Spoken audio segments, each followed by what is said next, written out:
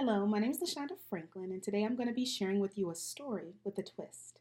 This story is about a person that can be described as the man, the myth, and the legend. This is the story of the legend of John Henry. John Henry was born a slave back in the day. Now, when John Henry was a boy, he used to grow so fast that in the morning he would put on his pants, and by nightfall, his pants would be too short. Soon, John Henry became the strongest, bravest, biggest man around. Now, as John Henry became a man, the Civil War happened and slavery soon ended.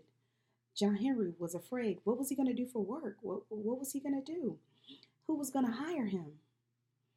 Well, this was the time before planes and cars, and the railroad was just getting started. Working on the railroad was difficult and dangerous work. But John Henry was the biggest, strongest, bravest man around, and he was excited to be able to have a job. So John Henry went to work, and a lot of other former slaves went to work for the railroad. John Henry's job was to be a steel driver, the hammer man. Now his job was he was swinging a 20-pound hammer to break down the rock, to drive nails into the steel. And John Henry did it like a knife slicing butter. He was so strong and so big.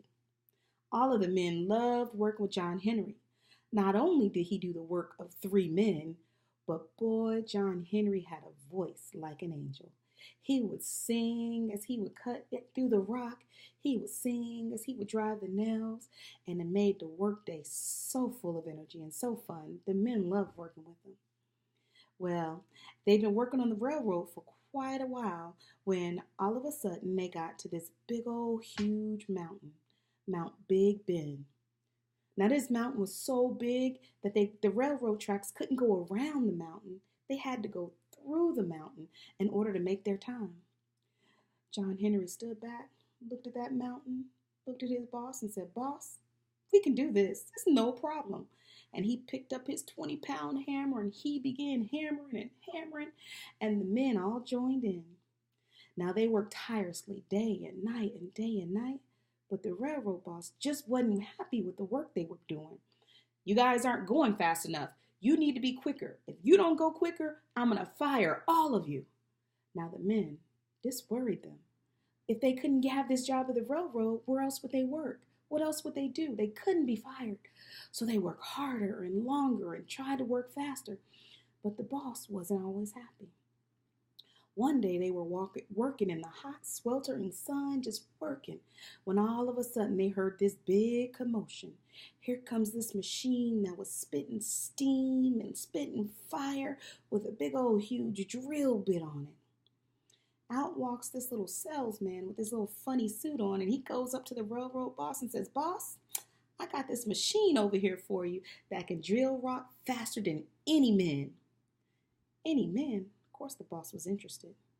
John Henry walked up to the boss and said, "That machine can't beat me." And that's where the competition happened. The boss said, "John Henry, if you can beat this machine, y'all will keep all of your jobs, and if you can't beat the machine, I'm firing you all and I'm hiring this machine." Well, the competition was on. Woo! That was a whistle for the competition to happen, and John Henry groaned, picking up his hammer, and that machine started groaning to life, and all of a sudden, all you heard was chugga, chugga, rock, rock, chugga, chugga, rock, and they were going and going and going and going. John Henry not looking back, and he's just hammering through that rocks as fast at that mountain as fast as he can, and then all of a sudden, whoo! Signaled the end of the competition. Everybody was waiting with bated breath. Who won? John Henry looked, stepped back, looked at his work, looked at the machine's work, and he smiled. He had done at twice as much work as that old machine. John Henry had beat the machine. Everybody went crazy with excitement. "Yay, John Henry, you saved our jobs. Thank you so much." Everybody was so excited with John Henry, and as soon as the celebration started to go down, the men looked over and they saw that John Henry, with his hammer in his hand, had slumped down on a rock and died. Now, John Henry's heart wasn't as strong as John Henry. However, he died doing what he loved, and he saved all of the men's jobs. And because of that, in honor of John Henry's job, the men paid respects by every day as they worked on the railroad. They started singing a new song, John Henry, the Steel Driving Man. He died doing what he loved, and he saved the jobs of millions that helped them to have families. I hope you enjoyed the story.